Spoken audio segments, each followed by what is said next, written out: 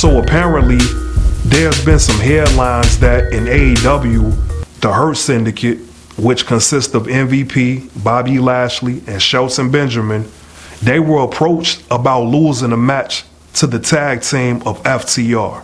And when that suggestion was made, apparently the Hurt Syndicate said no. Now I'm a little bit disappointed in the Hurt Syndicate because they're not looking at it the right way. Because I don't think that the Hurt Syndicate should have said no. They should have said, hell no. Lose to FTR for what? The Hurt Syndicate are the tag team champions the last time I checked. So you're not even talking about just FTR picking up a win. You're essentially talking about FTR taking the tag team titles from the Hurt Syndicate. And I can't see either guy in FTR even getting a win over Bobby Lashley. Let alone that you have a world-class athlete like Shelton Benjamin as his tag team partner. And don't get me wrong, I like FTR. We're wrestling fans, so we know what FTR has been trying to accomplish since they arrived on the scene way back in NXT. But that's the problem. FTR has been trying to get to that next level ever since NXT. This is almost over 10 years in the making. From NXT to the WWE main roster to AEW. This is the mission that these two guys have been on. Dax Harwood, Pauls, Cash Wheeler, FTR. We know that they've been trying to bring back the prestige in tag team wrestling. And we know how serious those two guys take tag team wrestling. So as wrestling fans, we have nothing but the utmost respect for FTR. But at some point, we just have to call a spade a spade. FTR is just a tag team that has never ascended to superstar level.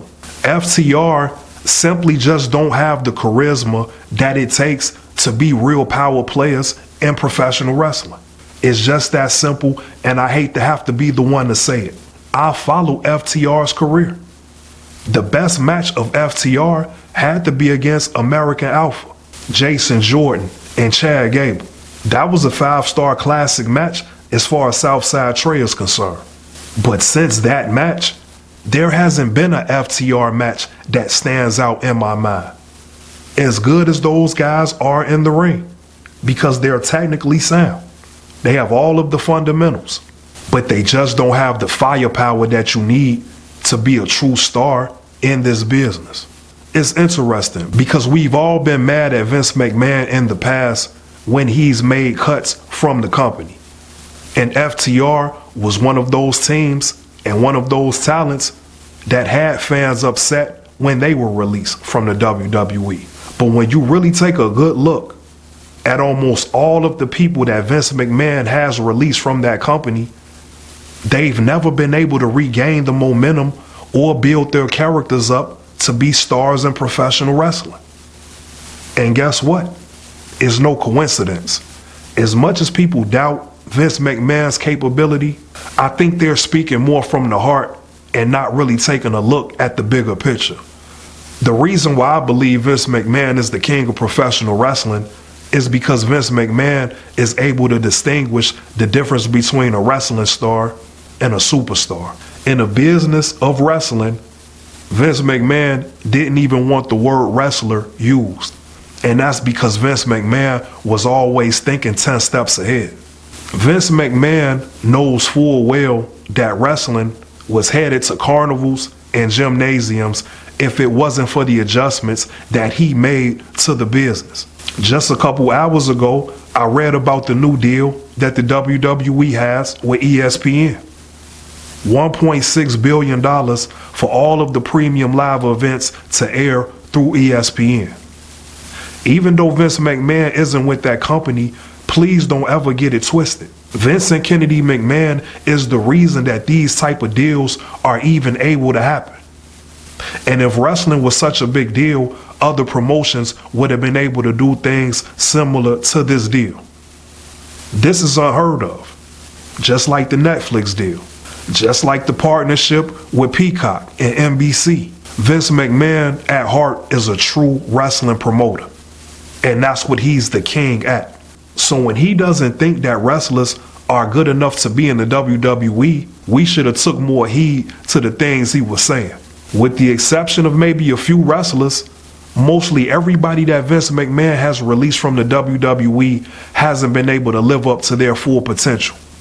So this brings us back to our point of FTR. I think the wrestling world was shocked for a long time that FTR wasn't with the WWE or didn't make it back to that company. But as I've watched them grow and develop in AEW, it's abundantly clear why they weren't able to remain with the WWE. They're good wrestlers, but they just don't have it.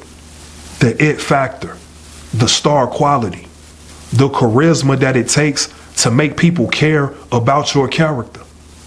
FTR doesn't have any of those things. So when Tony Khan and AEW management went to the Hurt Syndicate and pitched this idea of them losing the tag team titles to FTR, they shouldn't have said no. They should have said, hell no. FTR has been with AEW for almost 3 to 4 years now, and nobody's been in their way. We can't say wrestling politics because this isn't the WWE anymore. This is AEW, where Tony Khan likes to have a collaboration with his competitors. So there's no built-in excuse as to why this hasn't happened yet. Let's look at the Hurt Syndicate. In just 1 month in AEW, the Hurt Syndicate has a theme song that has the entire arena reciting the words everywhere that they go.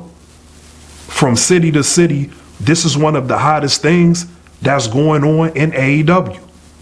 Just the theme song to the group. Not to mention that you have a Paul Heyman caliber guy with MVP. I don't even know if MVP gets that type of credit. His promos are right up to par with Paul Heyman. And need I remind us all that Bobby Lashley should be a world heavyweight champion. And not just in AEW, in the WWE.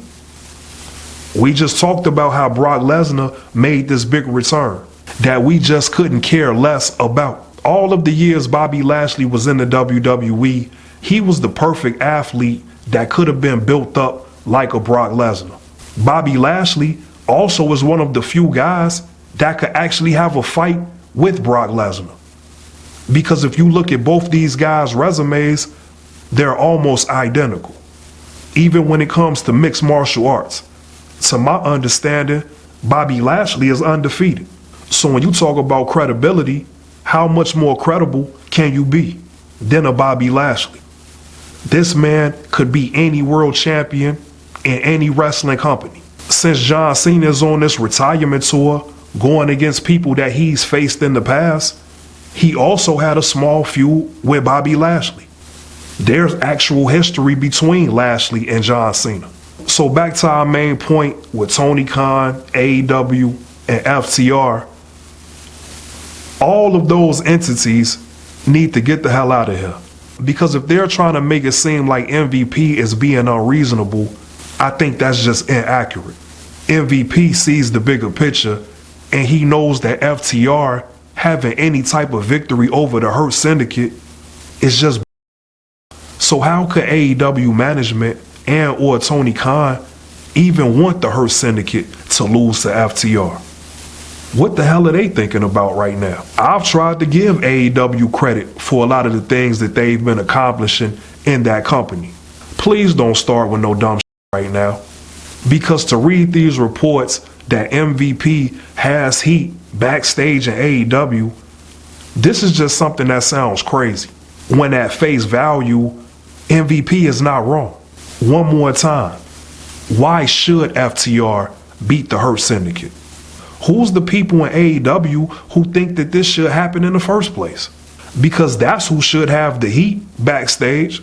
Out of the 4 years they've been with that company, FTR has not given you the crowd reaction that the Hurt Syndicate has.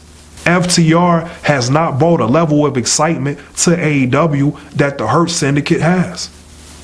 So what are we even talking about right now?